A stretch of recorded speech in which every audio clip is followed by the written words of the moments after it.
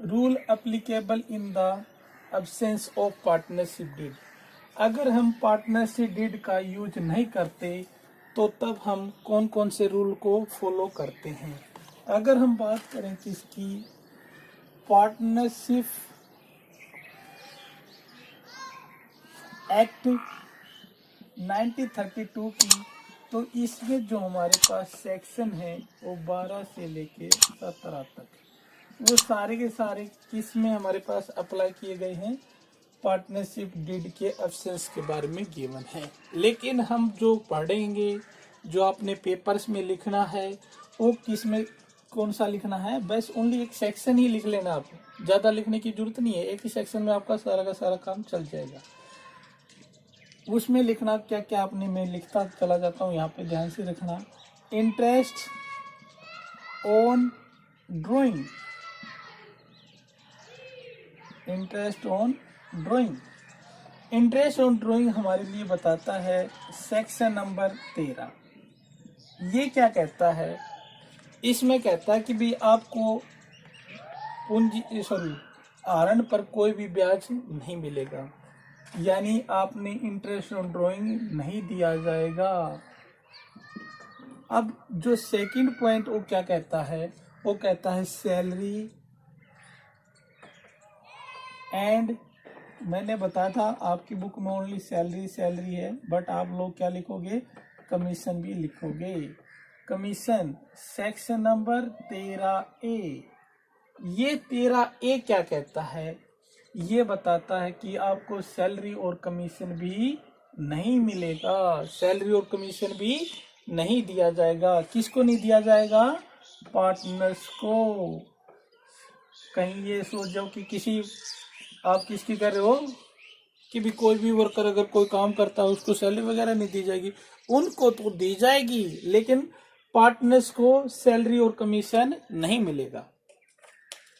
अब point number किसकी बात करते हैं, थर्ड की बात कर लेते हैं। पॉइंट नंबर 3 कहता है profit and loss sharing ratio,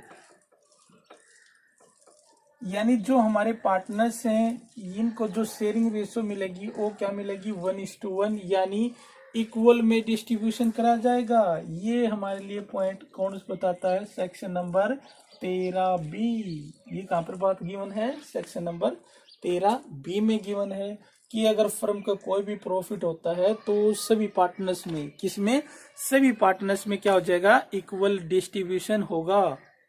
अब पॉइंट नंबर 12 किसकी, 4 की हम बात कर लेते हैं। पॉइंट नंबर जो 4 को क्या कहता है, इंटरेस्ट ऑन कैपिटल। क्या कहता है, interest on capital. Interest on capital हमारे लिए क्या कहता है, उसके ऊपर भी हम बात कर लेते हैं। Section number 13C, section number 13 ये कहता है सी कि आपको पूंजी पर ब्याज नहीं मिलेगा, पूंजी पर ब्याज नहीं दिया जाएगा। अब पॉइंट नंबर हमारे पास क्या कहता है, 5 बोलता है इंटरेस्ट ऑन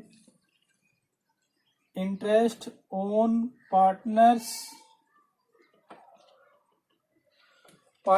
लोन अकाउंट। अगर कोई पार्टनर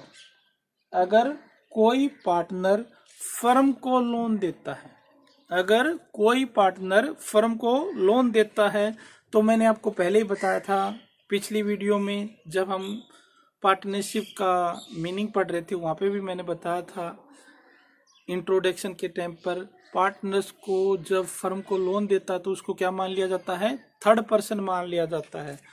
और थर्ड पर्सन होने के नाते यहाँ पर पार्टनर्स लोन, अगर कोई पार्टनर फर्म को क्या करता है, लोन देता है, तो उसको 6% ब्याज प्राप्त होगा। कितने परसेंट मिलेगा, 6%। ये बात कहाँ पर है, जो हमारा सेक्शन नंबर डी है उसमें ये गिवन है। सेक्शन नंबर 13D में ये बात कहाँ पर है, गिवन है।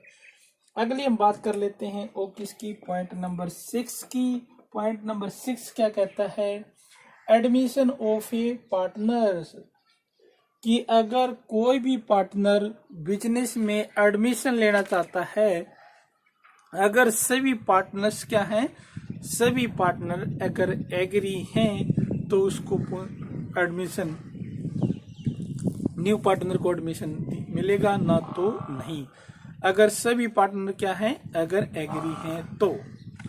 अब बारी किसकी, पॉइंट नंबर 7। पॉइंट नंबर 7 क्या कहता है, ऑल पार्टनर फर्म, यानी कोई भी पार्टनर फर्म के कारोबार में या उसको संचालन करने में यानी चलाने में भाग ले सकता है, उसके ऊपर कोई भी प्रतिबंध नहीं लगा सकता, किसी भी टाइम पर अकाउंट चेक कर सकता है, उसके ऊपर कोई भी प्रतिबंध नहीं लगा सकता। लेकिन वो एक माइनर पर्सन होना चाहिए, न कि एक